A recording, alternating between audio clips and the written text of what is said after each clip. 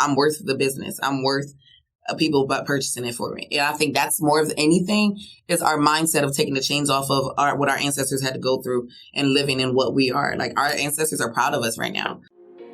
To all my Black entrepreneurs, we gotta do better, y'all. So tune in to the Entrepreneurial podcast, where we help build better Black businesses. Hey. Welcome to the Entrepreneurial podcast with your girl, Tiffany Nicole and Last Trace. Damn, who we got today, Trace? Who we got today? Today we have the lovely Miss Pearline B. Hey, how y'all doing? And I What's up, Pearl? I want to take a moment out and say, because I got my pearls on today. Yes, I see. I was like, yes, she be repping, okay? I'll be ready. Y'all know, you know what, for the longest, I thought that was my birthstone. Pearl. I really did. For the longest when I was a kid, I thought it was my birthstone. No, it's not. It should be. No, my birthday's in May, so what's that? Emerald, I think. I think it is emerald. Yeah, because I was mad. Pearls are. It is a birthstone. Yeah, it's June. It's June? Because my mom is in June. I think hers is. I knew that. I think it is. And then because I told her I would one day buy her mother pearls. So what's the stone for July? See, now I know what mine. Mine is opal. October is pink. So I know. Mine is ruby. You're a ruby. I wish it was really a... It is. It is. I don't think it is. It is. Google me, baby. Y'all. And Pearl would know. I thought it was just stones. Pearl would know. First of all, see, you be the people that be like, you meditate with stones and stuff like that. That is not, okay, that's gems, okay? That's Pearls gems. are gems. Like, emeralds is a gem. Okay. It's not a stone. So June. It's June. June. Okay, yeah, because my grandma and my mom's birthdays in Okay, I guess we got to fact check. So fact check me. I believe so. If not, then I'll one of y'all, make a... somebody fact check that. Goodness gracious. Fact check. If I'm wrong, then I owe y'all a shirt. How about that? Damn. I wear a Sounds large. good, right? Sounds good to me. A Laji. I like you're making up words. Laji. You don't go to the Chinese store? What? Laji. Okay, I order Chinese like over the phone. Like sushi.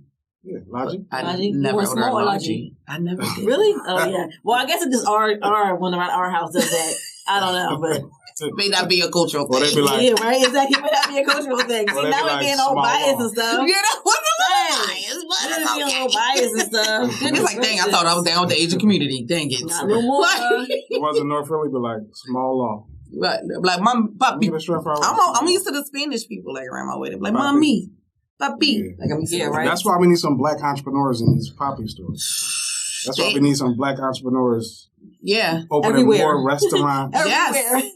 Soul food, any kind of food. Because, like, I look at I go get my nails done, I see the Asian people. Mm-hmm. I go get food, I see the Asian people. What I really love about the Asian people, I remember when I got my nails one time, the baby got my money, gave me my change back and everything. Oh, yeah. And I was like... They worked them at 4 years old. They'd be ready. And then she went right back and did her homework. I'm like, I told her mom, I said, I love that. I love that you're doing it. Read and raise. Yes, they're ready. This is what they do. Yep. And then she swept up after. I was like... Oh, yeah. I'm like, I love it. And I'm like, how old is she? She's like 8. And I'm like... Yeah. And did it without having to be told about it. She just went and did it. Because she just went and do it. She understood the assignment. All she did, she was just like, honey, time for the payment. She came out, here you go. Thank you so much for choosing us. And I was like, little girl, go ahead. I was like, here's a tip, boo. Like, very consistent at what they do. Yes, I love it. They don't skip a beat. No, at all. Yeah. And they're so loyal. Like, you cannot get an Asian person to shop somewhere else. Oh, no. Yeah, they stay in the community. They don't care if the Asian goes up by like $5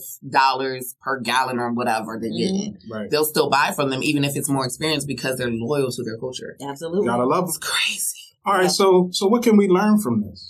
So, what should we take from this as Black entrepreneurs? What lesson can we learn from these Asian entrepreneurs who we consider to do good business or good business practices, especially raising the kids? So, what can we take from that? So, my 9-to-5 is a banking, right? Mm-hmm. So I've seen different cultures doing different kind of situations. Mm-hmm. One, they do grow you up in it. Mm-hmm. Like, they grow you up in it right away. Right. And what I feel like, one, we need to be more fearless in making those kind of type of decisions. I need a whole because I'm snapping or something.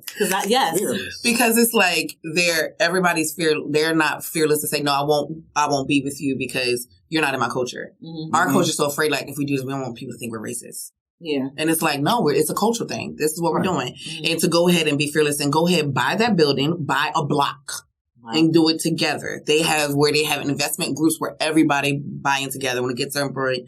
Now, okay, it's your job now to open up that business. Mm-hmm. Right. And that's your money to buy that business. Okay, now who we putting in stacking up? Everybody monthly puts money in. Like, right. It's like a suit for business. It, but that's like for business.